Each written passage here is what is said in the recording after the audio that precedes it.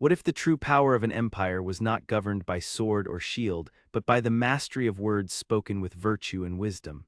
In the vast expanse of the Roman Empire, one man rose from the quiet frontier of Spain to shape the very voice of Rome, a voice where eloquence was inseparable from goodness. This is the story of Quintilian, the greatest mentor of rhetoric whose teachings have echoed through centuries. Born around the year 35 of the Common Era in the province of Hispania, in a town nestled beside the river Ebro, Quintilian's journey defied the boundaries of geography and social station. His origins were grounded in sobriety and moral seriousness, qualities praised by the likes of Pliny the Younger. Though raised far from Rome's marble grandeur, Quintilian became a citizen of the empire's soul, steeped in the capital's culture yet rooted in the earnest values of his homeland. Eloquence was no accident in Quintilian's family.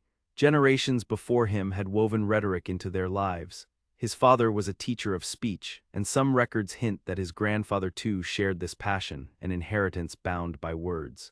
Likely bilingual from his infancy, Quintilian absorbed both Greek and Latin, the twin tongues of culture and power, learning that even the tender voice of a nurse shapes the future orator.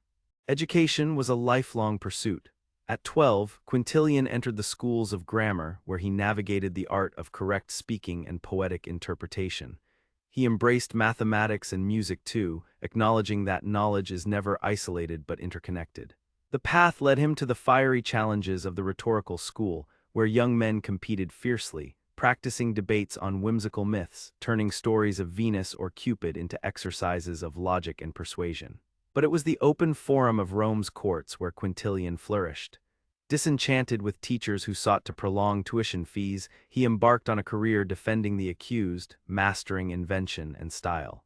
He admired Domitius Afur, a skilled yet morally complex advocate who taught him the importance of questioning witnesses and understanding the nuances of justice. In his 30s, Quintilian returned to Spain to practice law, but destiny called him back to Rome when Galba, his provincial acquaintance, became emperor. Summoned to the capital's heart, Quintilian received the empire's first publicly funded chair in rhetoric, a crown of honor and recognition that lifted him above mere wealth. For 2 decades, he shaped the voices that filled Senate halls and courthouses. He insisted, with unwavering belief, that rhetoric must serve justice rather than vanity. His defense of Berenice, the lover of Emperor Titus, and praise from the sharp-witted poet Martial cemented his reputation. Quintilian's success wasn't born of dazzling wit, but of relentless diligence.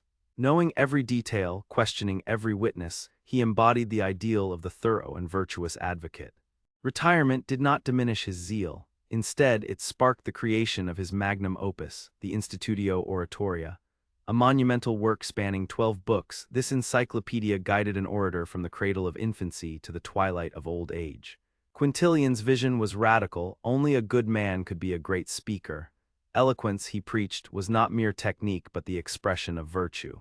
Through this grand text, he instructed that education must begin at home, with a nurse whose speech was pure and morals intact. Each phase of learning, from grammar to philosophy, was designed to cultivate mind and character equally. To Quintilian, Cicero was not merely a master of words but a beacon of ethical gravity, reminding orators that their task was to defend truth, not merely to dazzle. His synthesis of Stoic virtue and practical Roman discipline reshaped the ideal speaker into a guardian of conscience. He rejected extremes. Neither pedantic austerity nor drunken passion had a place in true rhetoric. The orator must blend reason with feeling, for only when the heart feels what the lips speak can words hold lasting power. The Institutio Oratoria stood as a bulwark against the corruption of the soul by power and vanity. It transformed rhetoric from a weapon of ambition into an instrument of justice, where speech became the breath of civic duty and the soul of empire. Quintilian wrote not for fleeting fame but for the generations to come. Crafted over 2 years with painstaking care, his work sprang from wax tablets and was dictated to scribes, shaped by grief and hope alike. His silence in perilous political times, especially when faced with the downfall of imperial wards, hints at the precarious balance between loyalty and conscience under despotism. Today, Quintilian's legacy endures far beyond the marble forums and dusty scrolls. His belief that education molds the whole person, the intellect and the heart, is a timeless call. In a world where words wield power, his vision reminds us that true eloquence demands goodness, courage, and a steadfast pursuit of truth. So the measure of civilization lies not only in the might of armies or wealth of cities, but in the voice of the good man skilled in speaking.